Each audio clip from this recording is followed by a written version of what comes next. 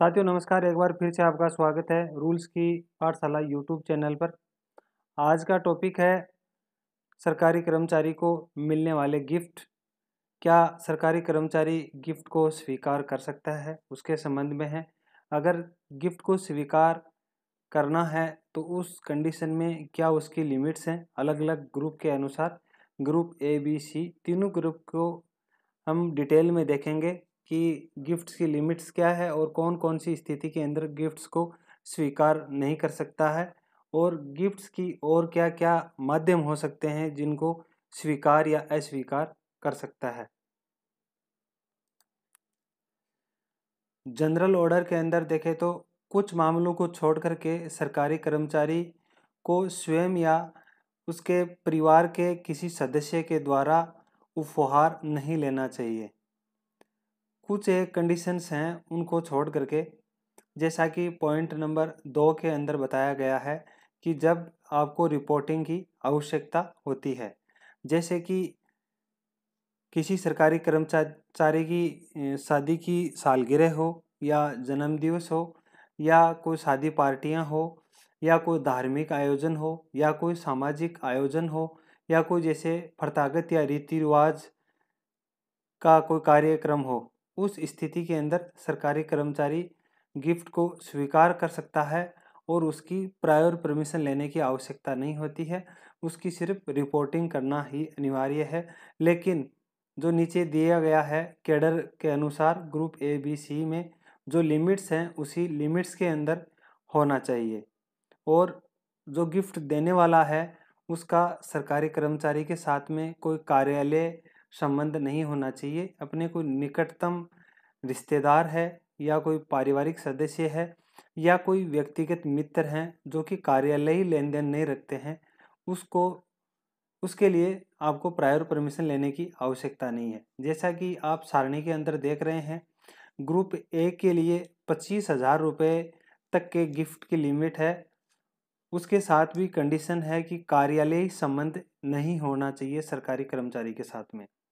अगर group B का कर्मचारी है तो उसकी लिमिट है 15,000 रुपये। अगर ग्रुप सी का कर्मचारी है तो उसकी लिमिट है 7,500 रुपये।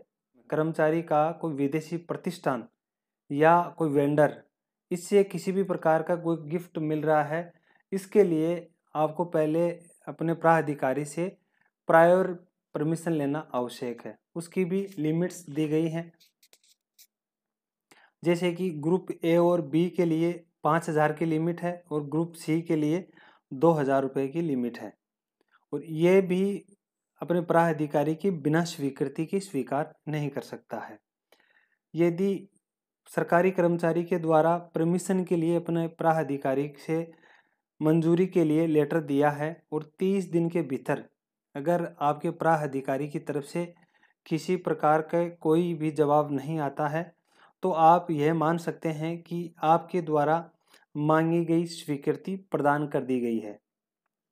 फिर पॉइंट नंबर 3 के अंदर दिया गया है कि कोई विदेशी गणमान्य व्यक्ति है, उसके संबंध में है कि सरकारी कर्मचारी विदेशी गणमान्य व्यक्तियों से उपहार को विदेशी अगर जैसे दान हो या भेंट हो, उसकी स्वीकृति के लिए नियम 2012 के अनुसार आप उसको स्वीकार कर सकते हैं, लेकिन उसके लिए भी आपको अपने डिपार्टमेंट को सूचित करना होता है।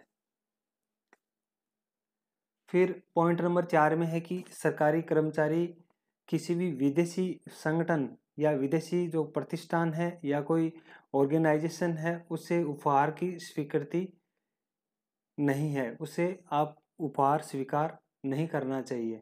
उपहार में जैसे कि मुफ्त में किसी सरकारी कर्मचारी को परिवहन सुविधा मिल रही है या उसको डिनर मिल रहा है या किसी होटल में लॉज में, जैसे कि आर्थिक लाभ को छोड़ करके अगर आपको इस प्रकार की सुविधाएं मिल रही हैं तो आप अपने नज़दीकी रिश्तेदार या व्यक्तिगत मित्र जिसका आपका कार्यालय ही कोई भी संबंध नहीं होना चाहिए उससे आप स्वीकार कर सकते हैं, लेकिन वह भी रूल नंबर 13 के अंदर जैसे दिया गया है सीसीएस कंडक्टिंग रूल के अनुसार ही होना चाहिए। सबकी लिमिट्स हैं उसके अनुसार।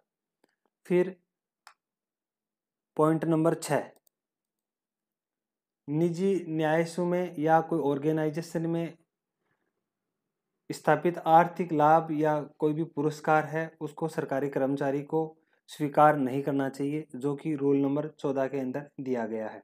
आपसे आशा और उम्मीद है कि आपने वीडियो को शुरू से अंत तक देखा होगा, और हमारे जो नए दोस्त हैं उनसे निवेदन है, नए साथियों से विनती है कि हमारे यूट्यूब चैनल रूल्स की पाठशाला को सब्सक्राइब ज़रूर करें और अपने दोस्तों तक शेयर करें। इसी के साथ में जय हिंद, जय भारत, जय जवान, जय किसान।